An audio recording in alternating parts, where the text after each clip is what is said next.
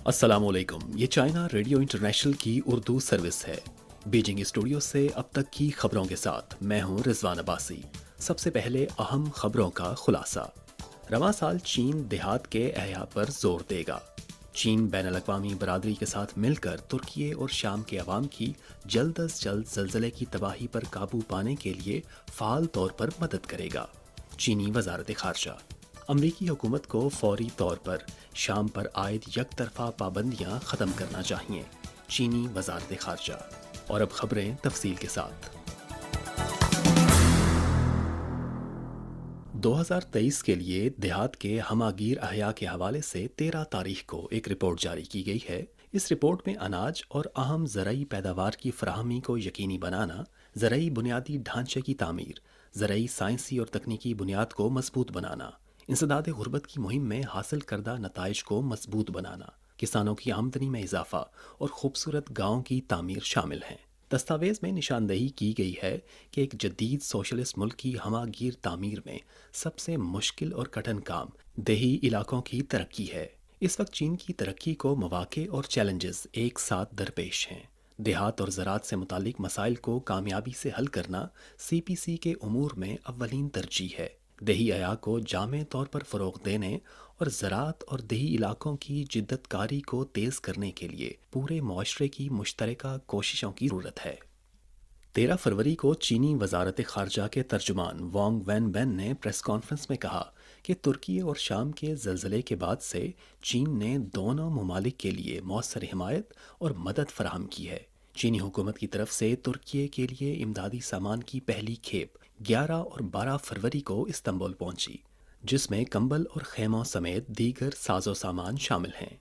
वांग वेनबेन ने कहा कि चीनी हुकूमत शाम के लिए इंसानी इमदाद के अमल को तेज़ कर रही है, जिसमें 30,000 फर्स्ट एड किट्स, 20,000 कंबल, 10,000 सूती कपड़े, 300 कॉटन टेंट्स, वेंटिलेटर्स, अद्वियात, ऑक्सीजन जनरेटर्स और दीगर सामान शामिल है।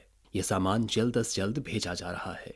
इसके साथ साथ 220 टन गंदम शाम के लिए रवाना हो रही है और बकिया 3,000 टन चावल और गंदम इस माह भेज दी जाएगी।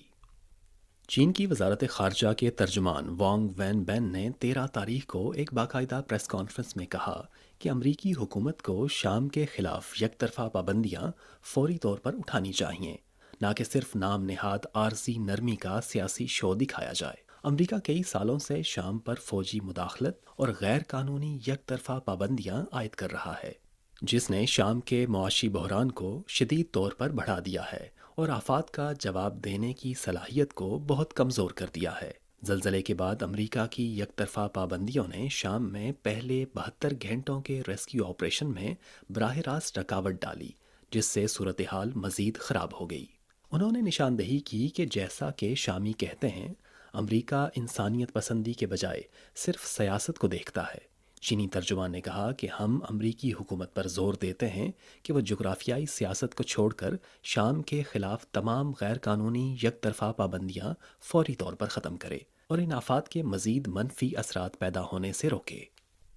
चीनी वज़ारत ख़ारजा के तर्जुमान वांग वेनबेन ने यौमिया प्रेस कॉन्फ्रेंस में कहा कि सिर्फ पिछले एक साल के दौरान अमरीकी बुलंद परवाज़ करने वाले गुब्बारे मुतल्लिका चीनी हुकाम की मंजूरी के बगैर गैर कानूनी तौर पर 10 से ज़ायद मरतबा चीन की फ़ज़ाई हदूद में दाखिल हुए हैं।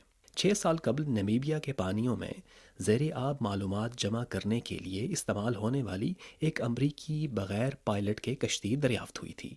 मकामी मीडिया का ख्याल है कि ये बगैर पायलट की कश्ती दरअसल अमरीका की जानिब से जासूसी पर मामूर थी। दरहकीकत अमरीका दुनिया के सबसे बड़े जासूसी नेटवर्क के साथ दुनिया का सबसे बड़ा निगरानी और जासूसी करने वाला मुल्क है। 12 फरवरी को तुर्की के लिए चीनी हुकूमत की जानिब से इमदादी साजो सामान की पहली खेप इस्तांबुल एयरपोर्ट पहुंच गई है। मकामी वक्त के मुताबिक 12 तारीख को सुबह 4:20 और सपहर 3:36 पर चीनी हुकूमत की जानिब से इमदादी साजो सामान की पहली खेप को ले जाने वाली दूसरी और तीसरी परवाज़ें इस्तांबुल एयरपोर्ट पहुंची। यूं चीनी हुकूमत की जानिब से पहली खेप का तमाम सामान तुर्की तक पहुंच चुका है। इस साजो सामान में खेमे और कंबल वगैरह शामिल हैं, जिनकी आफत ज़दा इलाकों में अशद ज़रूरत है। ترکی اور شام کی حکومت کی طرف سے جاری کردہ اعداد و شمار کے مطابق زلزلے سے اب تک 33,000 سے زائد افراد ہلاک ہو چکے ہیں۔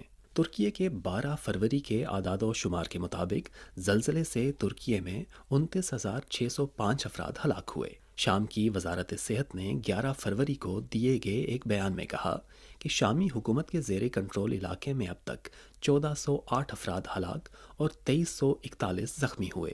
مقامی ریسکیو ٹیم کے مطابق حکومت مخالف مسلح گروہ کے زیر کنٹرول علاقے میں اب تک 2167 افراد ہلاک اور 2950 سے زائد افراد زخمی ہوئے۔ ایک اور اطلاع کے مطابق 12 تاریخ کی دوپہر جنوبی ترکی کے شہر انطاکیہ میں سرچ اینڈ ریسکیو میں حصہ لینے والی چینی ریسکیو ٹیم نے منہدم عمارت کے ملبے سے زندہ بچ جانے والے ایک اور شخص کو بچا لیا۔ اس وقت زلزلہ آنے کے بعد 150 گھنٹے سے زائد وقت گزر چکا تھا۔ 13 فروری کو بیجنگ میں ڈیجیٹل تبدیلی اور تعلیم کا مستقبل کے موضوع پر 2 روزہ عالمی ڈیجیٹل کانفرنس کا آغاز ہوا۔ کانفرنس میں 130 سے زائد ممالک اور خطوں کے ترجمان، تقریباً 50 ممالک اور بین الاقوامی تنظیموں کے چین میں متعین سفیر اور نمائندے اور نامور جامعات کے سربراہان شریک ہیں۔ کانفرنس کے مرکزی نکات میں ڈیجیٹل تبدیلی، ڈیجیٹل تدریسی وسائل کے استعمال، اساتذہ اور طلباء کی ڈیجیٹل خواندگی میں بہتری اور ڈیجیٹل تعلیم کے طریقہ کار شامل ہیں۔ وزارت تعلیم کے متعلقہ افسر کا کہنا ہے کہ چین نے دنیا کا سب سے بڑا تعلیمی ریسورس سینٹر قائم کیا ہے اور national smart education public service plate form کے صارفین 200 سے زائد ممالک اور خطوں سے تعلق رکھتے ہیں۔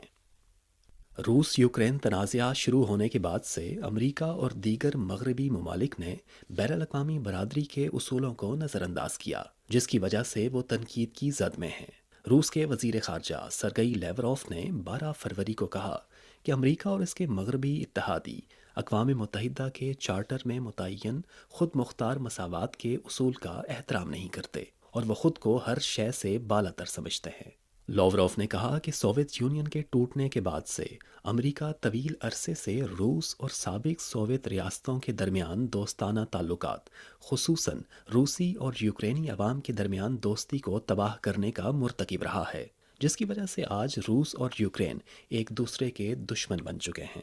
امریکہ جارحیت پسندی پر قائم ہے اور اس کی اپنے یورپی اتحادیوں کے ساتھ بھی کبھی دوستانہ تعلقات نہیں رہے۔ روس یوکرین تنازع میں امریکہ نے اپنے یورپی اتحادیوں کو بھی یوکرین کو معاشی اور عسکری مدد فراہم کرنے پر مجبور کیا۔ 12 فروری کو روسی وزیر خارجہ سرگئی لیوروف نے اپنے ایک بیان میں کہا کہ درحقیقت امریکی اہلکار نے یہ اعتراف کیا ہے کہ امریکہ نارڈ سٹریم 1 اور نارڈ سٹریم 2 گیس پائپ لائن دھماکوں کا ذمہ دار ہے۔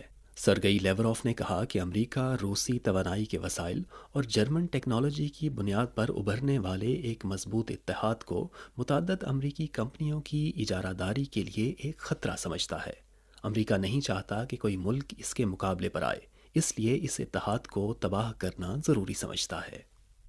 حال ہی میں امریکہ کے سینئر تفتیشی رپورٹر سیمیور ہرش نے یہ انکشاف کیا تھا کہ نارڈ سٹریم قدرتی گیس پائپ لائن کو اڑانے کا منصوبہ امریکہ نے بنایا تھا۔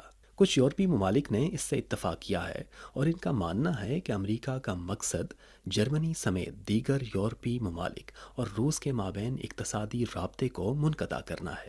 12 فروری کو یورپی پارلیمنٹ کے رکن گینر بیکر نے روسی میڈیا کو دیے گئے ایک انٹرویو میں کہا کہ اسٹریٹجک وجوہات کی بنا پر امریکہ توانائی جیسے پہلوؤں پر یورپ روس رابطے کو خراب کرنے کی کوشش کرتا رہا ہے۔ نارڈ سٹریم کی تباہی اسی رویے کی عکاسی ہے۔